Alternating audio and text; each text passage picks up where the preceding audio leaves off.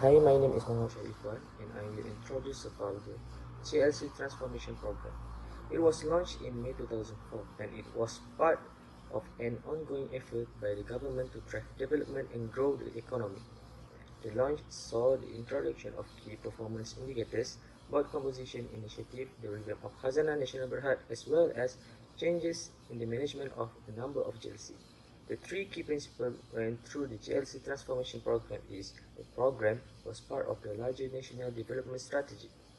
It was focused on enhancing performance at the GLC and it also took full cognizance of matters relating to governance, shareholders' value, and stakeholder management. New Public Management or NPM is an approach that seeks to build an administration by implementing flexibility, transparency, minimum government, debureaucratization, decentralization, to market orientation of public services and privatization. It is a paradigm shift from traditional public administration to new public management. The GLC Transformation Program by Putrajaya Committee on GLC High Performance are relevant to the new public management approaches. NPM aims to reach the competition through application, the same as it is private sector, as well as for organization of public sector, emphasizing economic principles and leadership. New public management treats the beneficiaries of public services as customers and conversely, citizens as shareholders. While the GLC transformation program objective is to clarify the GLC mandate in the context national development, to upgrade the effectiveness of boards and reinforce corporate governance of GLCs, to enhance GLIC's capabilities as professional shareholders, to adopt corporate best practice within GLCs, and to implement and enforce the GLC transformation program.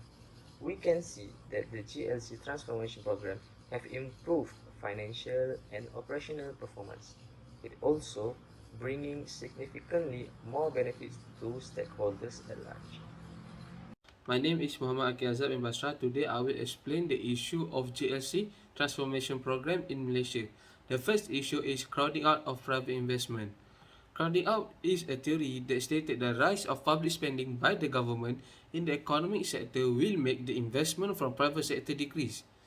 Since Malaysia's economy is based on the mixed economy doctrine that tend to be happen and benefit to the company that have close relationship with the government. GLC is responsible for roughly 36% and 554% of the market capitalization of Bursa Malaysia and the benchmark Kuala Lumpur Composite Index KLCI respectively. GLC is so big that involved in so many sectors including resource-based sectors, agriculture sector, service sectors, and also any other sectors also involving electronics. The second issue of GLC transformation program is poor governance in conducting businesses. Poor governance usually associated with the bad administration that involves corruption, lack of transparency, lack of accountability, and vague policy added to reach goals. GLC is facing a serious governance challenge due to its importance to the national economy like Malaysia. Many of the taxpayer money are involved in this business because of very close ties of GLCs with the government. In modern business perspective, corporate governance is required to ensure the check and balance the way the company is run. New economic policy program goals will focus on the stock rather than the flow matrix wealth, redistribution rather than economic income distribution. The goal was to achieve 30% Bumiputra wealth ownership share by 1919. However, this goal was missed. Assalamualaikum, my name is Muhammad Iskandar bin Hamzah. I will present factor of the implication of GLC transformation program by Putrajaya Committee on GLC high performance toward Malaysian economy. Firstly, the factor of crowding out effect of the private sector is preferential access to government contract and benefit from favorable government regulation. One of the issue is favorable treatment in receiving government procurement. GLC are given special treatment and increased crony capitalism. GLC are enterprise which the Malaysian government has direct controlling stake, which mean they have ability to make major decisions for GLC, such as contract awards, strategy, restructuring and financing, acquisition and divestment.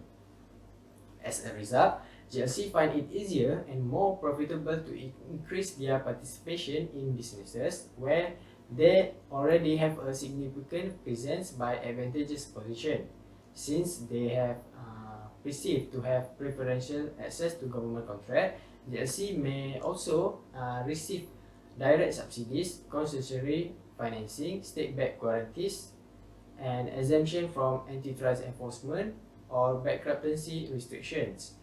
The study also examines whether there is a threshold impact on the percentage of the GLC presence in an industry. It found that when the share of GLC revenue in certain industry is high, private enterprise prefer to invest less. When GLC do not dominate an industry, the impact on private investment is minimal. Therefore, it can be shown that due to the preferential access to the government contract and benefit from favorable government regulation of GLC, it will be crowding out effect of the private sector. Other than that, a factor of poor governance in conducting businesses is a political appointment in GLC. This is because Malaysian government has a direct controlling stake on GLC, which means that the government has the ability to appoint the board of directors and senior management. The theory of patrimonialism has caused a public firm to become a weapon for the leadership to achieve national or political aim due to the authority to influence the company through select persons who are aligned with the important executive and government engagement in public companies with great political influence is to gain money and establish a new capitalist class in the country. The appointment of politicians in GLC has been normal for the polity in this country, which several economists believe has a negative impact on the company administration, since the decision they make will have consequences in favor of their political and personal interests. If the political individual appointed lack the necessary abilities and expertise to manage the business, the appointment will have a negative impact on the company administration. Therefore, the circumstances will certainly damage the GLC businesses. The appointment of politicians also increase the potential of incompetence in the network of GLC administrative operation and financial flow. In this sense, the implementation of the GLC transformation program does not alter the culture of the political appointment, because this action is to provide support for the ruling government to stay in power. Assalamualaikum warahmatullahi wabarakatuh. My name is Muhamad Haykal bin Yusni. So for the implication of such issues or problem prolonged, the first one is crowding out of private investment. The implication of crowding out of private investment is it can raise the country's financial burden and the emergence of crony capitalism. Crony capitalism is an economic system in which business leaders and government officials have close mutually beneficial relationships. This can happen because the GLCs are partially owned by the government, thus they can choose their own business partner and neglecting the merit of choosing them. Moreover, if the crowding out private investment was not stopped, it might slow the rate of capital accumulation. This is because firms buy new equipment as part of their investment spending, and they typically borrow money to do so. As a result, higher interest rate result in less borrowing. The second one is poor governance in conducting business. So if this issue continues to prolong, it can increase corruption and any scandal cases, since there are loopholes that cannot be avoided.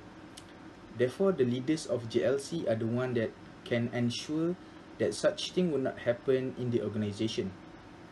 Next consequence of poor governance is loss of trust and faith from public.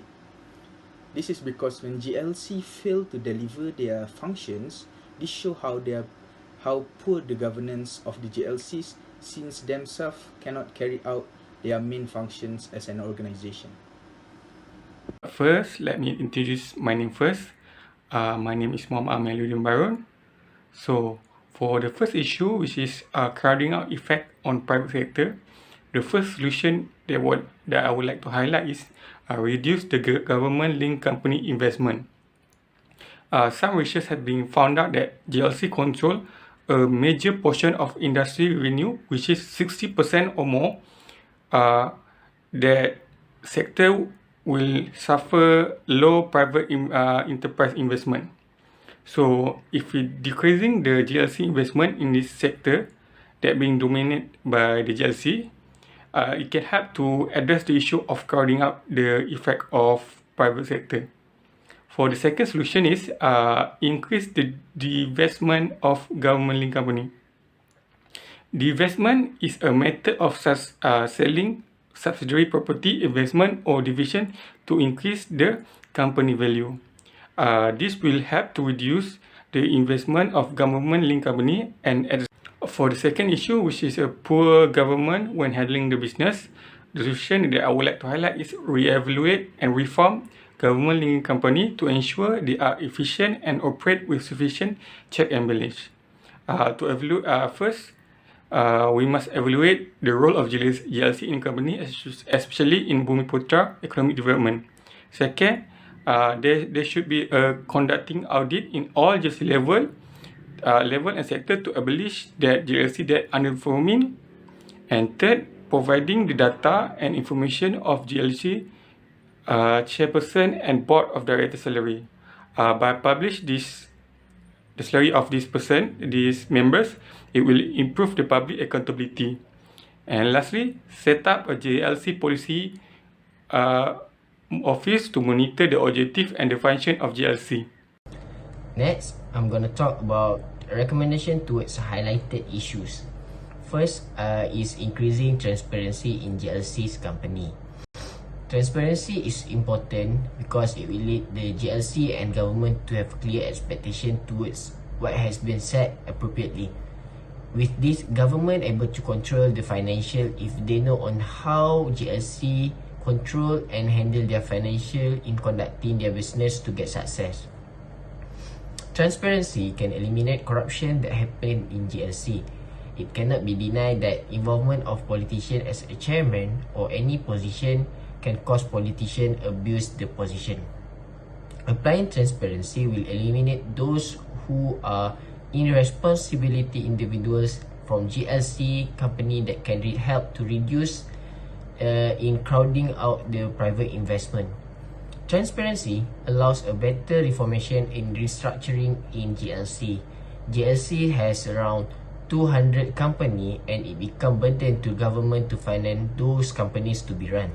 According to CEO of Media Group, Datuk Ho K, he's saying that some of GLC are totally unnecessary because some of them are lack of transparency. Reducing number of GLC will reduce financial burden of government. For the second recommendation is appointment of experts and professional. Appointing right and suitable individual for the position in GLC may giving help in bringing back the objective as well as bringing the company in the right way. A professional or expert has knowledge, skills and experiences in handling such field to be better. This will result the GLC company to be more effective and efficient in running business to increase their profit and directly give benefit to the government as a shareholder. Appointment of expert must be also must be transparency to ensure that we are choosing the right person. Malaysia has a significant number of highly qualified individual with significant leadership skills. It going to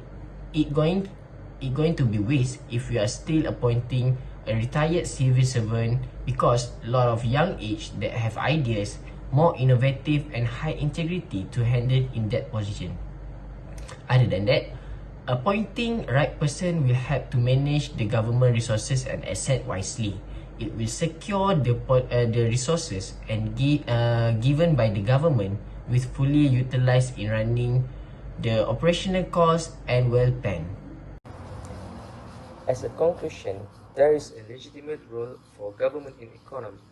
When it comes to the provision of public goods or in addressing market failures, in Malaysia, however, the role of government in business extends far beyond these functions.